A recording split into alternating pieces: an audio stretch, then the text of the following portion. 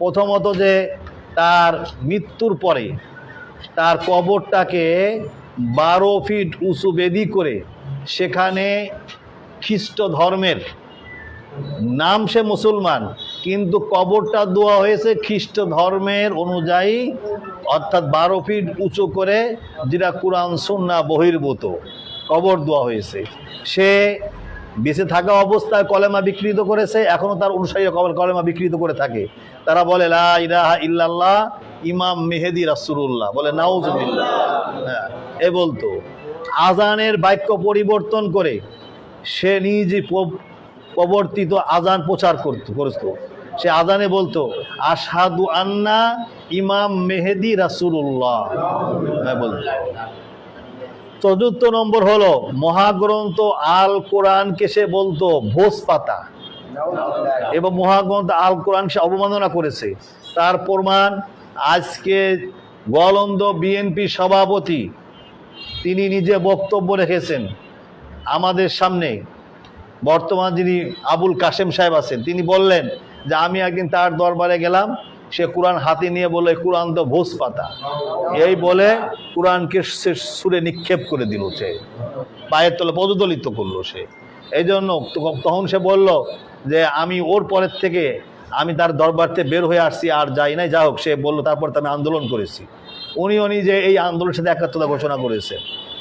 এরপরে নিজে ইমাম মেহেদী দাবি করত, কিন্তু তার অনুসারীরা নামাজ পড়ে না, এবং যারাও বা নামাজ পড়ে পূর্ব দিকে ফিরে নামাজ পড়ে অনেকে আছে।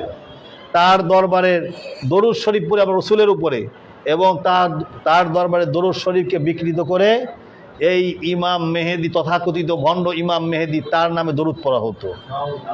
এই তথাকথিত ভণ্ড ইমাম মেহেদী দাবিদার ভণ্ড নুরু হক, সে এলাকার থেকে বিতাড়িত হয়েছিল সে এলাকায়, কিন্তু পরবর্তীতে কিছু অসৎ লোকের ছত্রছায়ায় বিগত সরকারের আমলে অর্থের বিনিময়, টাকার বিনিময়, এবং তাদেরকে ম্যানেজ করে তারা আবার সেখানে আস্তানা গেড়ে বসেছে দীর্ঘদিন যাবৎ।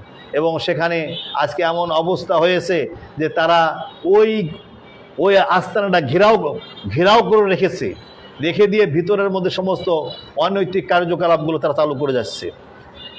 ব্যাপারটা আরও ঘনীভূত হয়। এই ব্যাপারটা সবচেয়ে বেশি জঘন্যতম আকার ধারণ করে বিগত 23শে আগস্ট, যে মারা যাওয়ার পরেই আরও এটা বিস্তার লাভ করে। তার মৃত্যুর পূর্বেই সে কাবার আদলে 12 ফিট উঁচু বেদি তৈরি করে।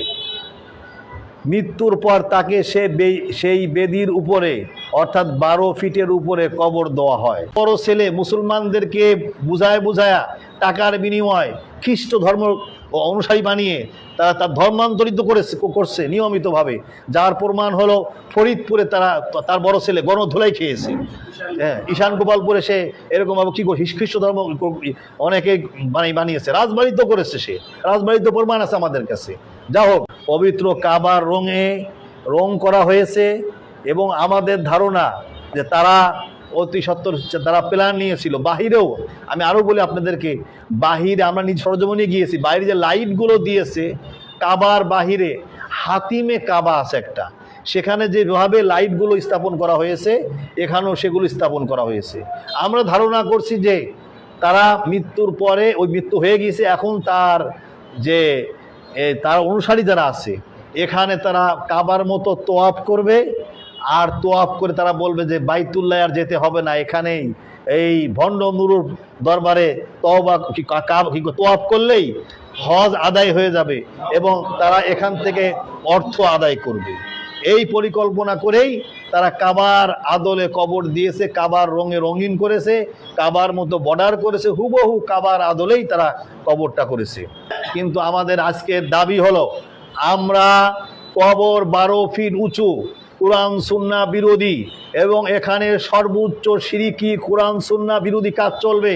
এটা রাজবাড়ির তৌহিদি জনতা কখনোই মেনে নেবে না এটাকে। এই জন্য আমরা আগামী বৃহস্পতিবার পর্যন্ত জেলা প্রশাসক এবং পুলিশ সুপার মহোদয়, রাজবাড়ির ঊর্ধ্বতন কর্মকর্তারা আমাদের আশ্বস্ত করেছে, তারা টাইম নিয়েছে।